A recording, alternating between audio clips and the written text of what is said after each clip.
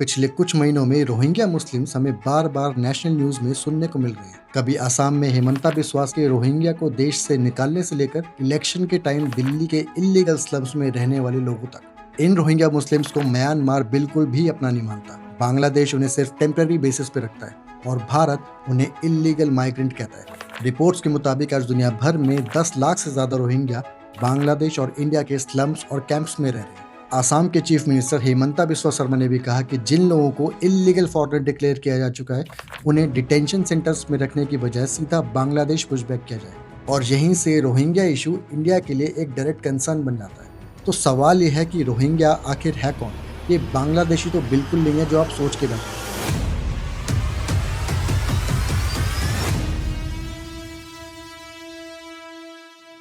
ये वीडियो बहुत ही इन्फॉर्मेटिव होने वाली है, तो इसे लास्ट तक जरूर देखिए। अगर इस वीडियो से आपको अच्छी जानकारी मिलती है तो वीडियो को लाइक कर कर अप्रिशिएट जरूर कीजिएगा, और अगर आपने अभी तक चैनल को सब्सक्राइब नहीं किया है तो सब्सक्राइब करके सपोर्ट कीजिए। और अब आगे बढ़ते हैं आज के टॉपिक पे।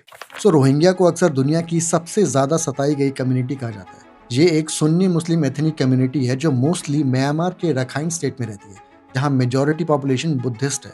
यूनाइटेड नेशंस के अकॉर्डिंग 2017 में रोहिंग्या के साथ जो हुआ उसे जेनोसाइड का एक साफ एग्जाम्पल बताया गया। वहीं यूएनएचसीआर का कहना है कि म्यांमार गवर्नमेंट ने रोहिंग्या आदमियों और बच्चों का कत्लेआम किया, औरतों का रेप किया और उनके पूरे के पूरे गांव जला दिए, और इसी वजह से रोहिंग्या को बांग्लादेश भागने पर मजबूर होना पड़ा। तो अब सवाल ये बनता है कि ये रोहिंग्या आखिर आए कहाँ से और उनके साथ ऐसा क्यों हो रहा है। पूरे वर्ल्ड में जितने भी देश हैं उनमें से कहीं पर भी रोहिंग्या नाम के मुस्लिम कम्युनिटी का कोई जिक्र नहीं मिलता, सिवाय इंडिया, बांग्लादेश और म्यांमार के। म्यांमार का कहना है कि रोहिंग्या बांग्लादेश से आए इलीगल इमिग्रेंट्स हैं।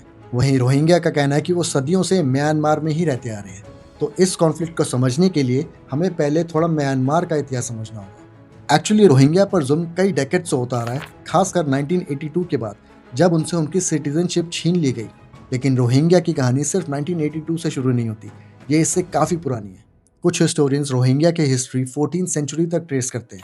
उस टाइम रोहिंग्या अराकान किंगडम में रहते थे, जिसे आज रखाइन स्टेट के नाम से जाना जाता है। बेसिकली होता यह है कि 9th से 14th सेंचुरी के बीच अरब ट्रेडर्स इस अराकान रीजन में आए और अपने साथ इस्लाम को यहाँ लेकर आए, जिसकी वजह से कई मुस्लिम्स यहीं बस जाते हैं और बर्मा के लोकल लोगों से इंटरकास्ट मैरिजेस होती हैं। ठीक वही जैसे आज की डेट में इंडिया में लव जिहाद कहा जाता है। अब बर्मा के लोग तो इस रीजन को लोकल लैंग्वेज में अराकान कहते थे, लेकिन बंगाली में इस रीजन को रोहांग कहा जाता था। अब इस ट्रेड माइग्रेशन की वजह से इस दौरान बर्मा के इस अराकान रीजन में मुस्लिम पॉपुलेशन बहुत ज़्यादा बढ़ने लग जाती है, और इस कम्युनिटी को नाम दे दिया जाता है रोहिंग्या, यानी कि रोहांग में रहने वाली मुस्लिम कम्युनिटी।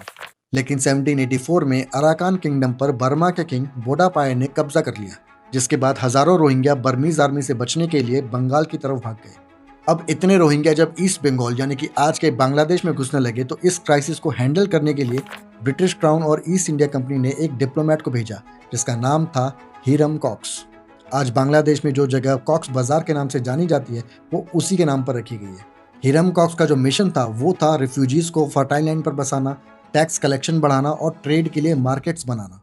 अब लगभग 50 साल तक ये सब चलने के बाद साल 1824 में कई वॉर्स के बाद ब्रिटिश ने बर्मा को कॉलोनाइज कर लिया और उसे ब्रिटिश इंडिया का ही एक प्रोविंस बना दिया। ब्रिटिश ने बांग्लादेश और इंडिया से माइग्रेंट लेबर्स को अराकान लाना शुरू किया ताकि राइस फार्मिंग और इंफ्रास्ट्रक्चर के लिए ज़्यादा लेबर मिल सके। अब ब्रिटिश के लिए तो ये इंटरनल माइग्रेशन थी, लेकिन बर्मीज लोगों को ये माइग्रेशन बर्दाश्त नहीं होती थी और वो इन्हें बाहर के लोग ही समझते थे। फिर करीब 120 साल तक चले इस माइग्रेशन के बाद सेकेंड वर्ल्ड वॉर आई, जब 1942 में जापान ने बर्मा पर अटैक कर दिया। शुरू में तो बर्मीज नेशनलिस्ट ने जापान का सपोर्ट किया, लेकिन रोहिंग्याज ने ब्रिटिश का साथ दिया, क्योंकि ब्रिटेन ने प्रॉमिस किया था कि वो अराकान को एक मुस्लिम नेशनल एरिया बना देंगे। वॉर के दौरान जब ब्रिटिश पीछे हटे और जापानीज आगे बढ़े, तो उस वक्त रोहिंग्याज को काफ़ी टारगेट किया गया। उन पर यह इल्ज़ाम लगा कि उन्होंने मुस्लिम मेजोरिटी बनाने के लिए ब्रिटिश रूल का फ़ायदा उठाया था। अब 3 साल तक चली इस वॉर के बाद 1945 तक ब्रिटिश ने जापानीज को हरा दिया, जिसमें बर्मीज नेशनलिस्ट और रोहिंग्या फाइटर्स दोनों ने मदद की। लेकिन वॉर के बाद रोहिंग्यास को लगा कि ब्रिटेन ने उनके साथ धोखा किया है, क्योंकि उनके अलग मुस्लिम स्टेट बनाने के लिए ब्रिटिश गवर्नमेंट ने कोई कदम नहीं उठाया। लेकिन 3 साल बाद यानी 1948 में बर्मा आज़ाद हो जाता है। उस टाइम तक रोहिंग्या मुस्लिम्स की पॉपुलेशन बहुत ज़्यादा हो जाती है और मेजॉरिटी रोहिंग्या की डिमांड होती है कि अराकान को ईस्ट पाकिस्तान के साथ जोड़ा जाए, जो बाद में जाकर बांग्लादेश बना। इसके लिए रोहिंग्या काफ़ी ज़्यादा प्रोटेस्ट और नारेबाजी भी करते हैं, ठीक वैसे ही जैसे आज हमें कुछ लोगों से कश्मीर बनेगा पाकिस्तान सुनने को मिलता है। अब इन सब चीज़ों के बाद बर्मा की नई गवर्नमेंट इस डिमांड को वीटो कर देती है और इनफैक्ट रोहिंग्या को इलीगल माइग्रेंट्स कहना शुरू कर दिया जाता है। गवर्नमेंट और रोहिंग्यास के बीच टेंशंस बढ़ने लगती हैं, जिसकी वजह से रोहिंग्या की मूवमेंट पर रिस्ट्रिक्शंस लगाए गए और उन्हें उन गांव में वापस बसने से रोका गया जहां से वो वॉर के टाइम पे भगाए गए थे। जो रोहिंग्या 1942 में इंडिया और ईस्ट पाकिस्तान भाग गए थे, अब उन्हें अराकान वापस आने की बिल्कुल भी इजाज़त नहीं थी। उनकी ज़मीन और प्रॉपर्टी को बर्मा की गवर्नमेंट ने अपने कंट्रोल में ले लिया और रोहिंग्या को पूरी तरह से सोसाइटी से अलग कर दिया गया। वहाँ की गवर्नमेंट जॉब से रोहिंग्या मुस्लिम्स को हटा दिया जाता है और उनकी जगह पर रखाइन बुद्धिस्ट को लाया जाता है। अब 1950s में इस डिस्क्रिमिनेशन से परेशान होकर कुछ रोहिंग्या ने हथियार उठा लिए, लेकिन गवर्नमेंट ने इस रिबेलियन को ज़्यादा दिन तक टिकने ही नहीं दिया और मूवमेंट खत्म हो गया। और फिर आता है साल 1962, जब बर्मा में आर्मी ने चुनी हुई सरकार को हटाकर खुद पावर संभाल ली। अब बर्मा जनरल नी विन के अंडर एक मिलिट्री डिक्टेटरशिप बन गया और इस कमांड को नाम दिया गया जुंता कंट्रोल, जिसे आज भी यूज किया जाता है। इस जुंता रिजीम ने रोहिंग्या के खिलाफ और भी ज्यादा सख्ती दिखानी शुरू कर दी, जिससे उनकी सारी सोशल और पॉलिटिकल ऑर्गेनाइजेशंस बंद कर दी गई। इसके बाद 1977 आते आते हालात और भी ज्यादा खराब हो गए। 6 फरवरी 1977 को ऑपरेशन नागामिन यानी कि ऑपरेशन ड्रैगन किंग शुरू हुआ। इसका मकसद था बर्मा से फॉरेनर्स को निकालना। इस ऑपरेशन में बर्मा आर्मी ने रोहिंग्यास पर मास किलिंग और रेप शुरू कर दिया और इसका एग्जाम्पल देते हुए बर्मा की मिलिट्री ने कहा कि देखो, ये लोग देश छोड़कर भाग रहे हैं, इसका मतलब ये इलीगल माइग्रेंट्स ही हैं। ये पहली बार था जब रोहिंग्या का मास एक्सोडस दुनिया के सामने आया। अब बांग्लादेश इतने रेफ्यूजीज को हैंडल नहीं कर पाता और यूएन नेशंस के जरिए बर्मा के साथ समझौता करके ज्यादातर रोहिंग्यास को वापस भेज दिया गया। अब यहाँ तक ये तो साफ हो गया था कि बर्मा के लोग अपने देश में इस कम्युनिटी को और फैलने नहीं देना चाहते थे, जिसको लेकर 1982 में बर्मा ने नया सिटीजनशिप एक्ट पास किया। इस एक्ट में सिटीजनशिप सिर्फ उन लोगों को मिली जो बर्मा की नेशनल रेस का हिस्सा थे। ब्रिटिश रूल के बाद जो भी आया उसे इलीगल माना गया। ये लॉ सारे रोहिंग्यास पर लागू कर दिए गए, भले ही वो कितने भी टाइम से अराकान में रहते हो। सिटीजनशिप के लिए अप्लाई करने के लिए रोहिंग्या को प्रूफ देना था कि वो 1824 से वहीं रह रहे हैं। अब पुअर डॉक्यूमेंटेशन की वजह से ज्यादातर रोहिंग्या ये प्रूव नहीं कर पाते और इसका नतीजा होता है कि ऑलमोस्ट सारे रोहिंग्या स्टेटलेस बना दिए गए। और यही वजह है कि आज रोहिंग्या दुनिया की सबसे बड़ी सिटीजनशिप लेस पॉपुलेशन बन चुके हैं। 1991 में मिलिट्री अब्यूज के चलते 3 लाख रोहिंग्या फिर से बांग्लादेश भाग गए, लेकिन लेट 90s में लगभग 2,30,000 रोहिंग्या रिपैट्रिएशन डील के थ्रू वापस बर्मा भेज दिए गए। 2011 के बाद जाकर बर्मा यानी कि म्यांमार में मिलिट्री रूल खत्म हुआ और 2015 में इलेक्शंस हुए और वहां के लीडर ऑंग सान सू की सरकार बनी।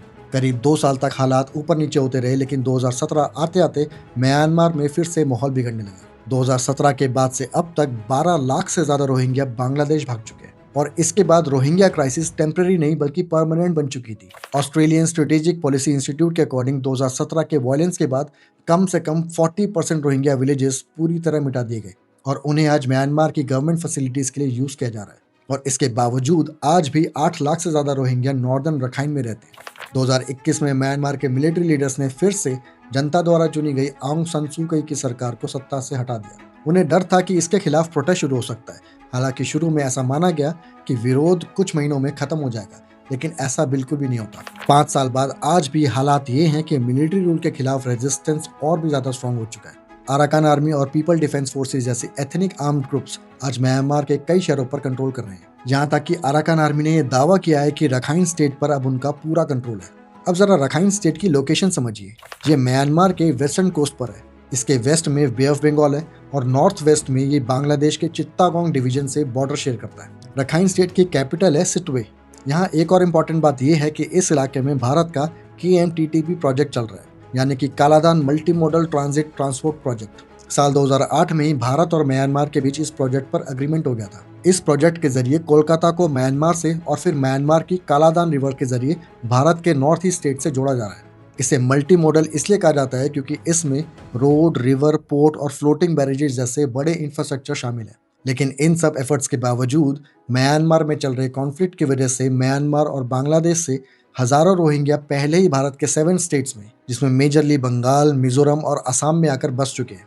आंकड़ों के मुताबिक फरवरी 2021 के मिलिट्री coup के बाद से अब तक करीब 40,000 से ज्यादा इलीगल रोहिंग्या माइग्रेंट्स भारतीय सीमा में आ चुके हैं, जो कि नॉर्थ ईस्ट की सिक्योरिटी के हिसाब से इतना बड़ा पलायन खतरनाक साबित हो सकता है। और यही वजह है कि भारत ने म्यांमार के साथ लगने वाली करीब 1643 किलोमीटर लंबी सीमा पर फेंसिंग लगाने का फैसला लिया है। तो रोहिंग्या का इशू सिर्फ एक कंट्री की प्रॉब्लम नहीं है, ये हिस्ट्री, पॉलिटिक्स, बॉर्डर और पावर का रिजल्ट है। म्यांमार के लिए ये लोग इलीगल हैं, बांग्लादेश के लिए बर्डन और इंडिया के लिए सिक्योरिटी कंसर्न।